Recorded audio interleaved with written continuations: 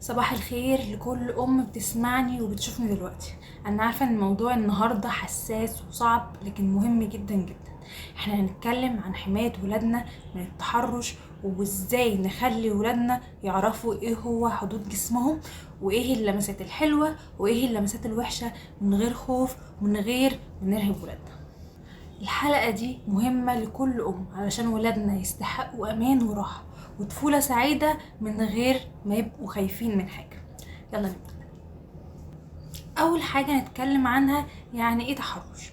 قبل أي حاجة حابة أقولك إن التحرش مش مجرد لمسة، هو أي تصرف بيخوف الطفل أو يضايقه أو يخليه مش مرتاح، سواء كانت لمسة أو كلمة أو نظرة أو طلب غريب. ومش لازم يحصل في الشوارع أو مكان مهجورة، ساعات بيكون من حد معروف وقريب جدا، وساعات من طفل تاني، وساعات من شخص غريب. لكن في كل الحالات الطفل لازم يعرف يحمي نفسه ويتكلم ويقول لأ لو حد لمسه غصب عنه. أهم حاجة لازم نعملها إن احنا نعلم الطفل 4 قواعد بسيطة وسهلة يحفظهم. اول قاعدة ان جسمي ملكي انا، مش من حق اي حد سواء كان مين ان هو يلمس جسمه من غير ما يكون هو حابب ده. لازم يعرف ان الطفل ان جسمك هو ملكك، محدش يلمسه من غير اذنك، محدش يلمسه من غير رغبتك. القاعدة التانية اللي هي الاماكن الخاصة. الطفل لازم يعرف ان الاماكن الخاصة اللي هي الاماكن الداخلية اللي تحت الهدوم او الملابس الداخلية ومحدش يشوفها خالص، وممنوع حد يشوفها وغير بابا وماما ساعة الاستحمام، والدكتور قدام بابا او ماما لو في كشف. وكمان يستحسن لو الطفل بدأ يعتمد على نفسه من سن 7 سنين ان هو يحاول ياخد دش مع نفسه والام بس تبقى موجودة حتى من غير وجود الاب. تالت قاعدة اللمسة الحلوة واللمسة الوحشة. لازم نعرف الطفل ايه هي اللمسة الحلوة وايه هي اللمسة الوحشة. اللمسة الحلوة اللي هو حضن ماما، السلام بالايد، ان الدكتور ممكن يكشف عليا بس في وجود بابا وماما. لو بابا وماما مش موجودين، حتى لو موجودة المعلمة، ممنوع ان حد يلمسه الا في وجودكم انتوا بس، انتوا المنطقة الامان بتاعته. طب ايه هي اللمسة الوحشة؟ اي لمسة هتضايقه او هتخوفه او هتحسسه برهبة دي لمسة وحشة، او حاجة هتحصل في السر.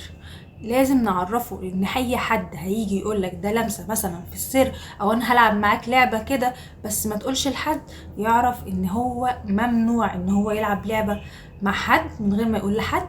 لازم يحكي لماما، يحكي لبابا، لازم يحكي حتى للمعلمة بتاعته. لازم يتعود ان هو بيحكي اليوم بتاعه لأي حد قريب منه. القاعدة الرابعة ودي اكتر قاعدة مهمة لازم نحفظها للطفل، اللي هي ايه؟ لازم تقول لا وتبعد عن اي حد بيحاول ان هو يلمسك غصب عنك. اكتر جملة لازم يتعلمها اللي هي لا انا مش مرتاح. الجملة دي لازم نكررها ونعيد ونزيد مع الطفل لغاية ما يحفظها وما ينساهاش ابدا. هقولك دلوقتي جمل سهلة تشرحيها لطفلك علشان يفرق بين اللمسات الحلوة واللمسات الوحشة. زي ايه لمسات حلوة؟ لما ماما تحضني او انا زعلان دي لمسة حلوة، لما بابا يشيلني وانا بلعب دي لمسة حلوة، لما المعلمة تمسك في ايدي وتوريني حاجة دي لمسة حلوة، لما صحابي يسلموا عليا دي لمسة حلوة، لما الدكتور يكشف عليا قدام بابا او ماما دي لمسة حلوة. طب ايه هي اللمسات الوحشة؟ لما حد يلمس جسمي وانا مش عايز، لما حد يقرب من الاماكن الخاصة بتاعتي، لما حد يلمسني ويقول لي ما تحكيش لحد، ده كله لمسات وحشة. لما حد يضايقني ويقول لي انا بهزر، لما حد يلمسني في السر، كل دول لمسات وحشة ولازم نروح نقول لماما او المعلمة عليها. طب ازاي افتح الحوار مع طفلي؟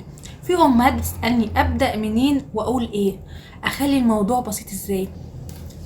اول حاجة لازم اختار وقت هادي قبل النوم او هو بيعمل اي اكتيفيتي هو بيحبها علشان الطفل يبقى مستجيب معاكي ومش خايف. لازم نتكلم بهدوء واقول له عايز اقول لك حاجة علشان تبقى كويس ومحدش يأذيك، جسمك ده ملكك ومحدش يلمسه من غير اذنك.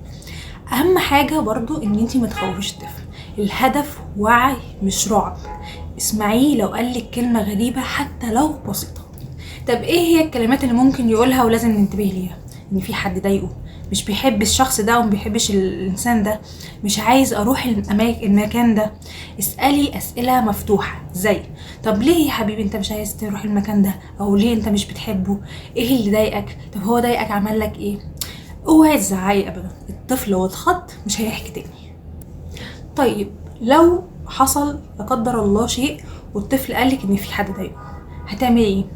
اول حاجه واهم حاجه تسمعيه للاخر وقولي له انا مصدقاك وانا معاك، انت شجاع ان انت جيت حكيت لي، واوعك تلوميه وبعديه فورا عن الشخص ده او الشخص المؤذي او الشخص اللي بيأذيه حتى لو بيأذيه باللعب.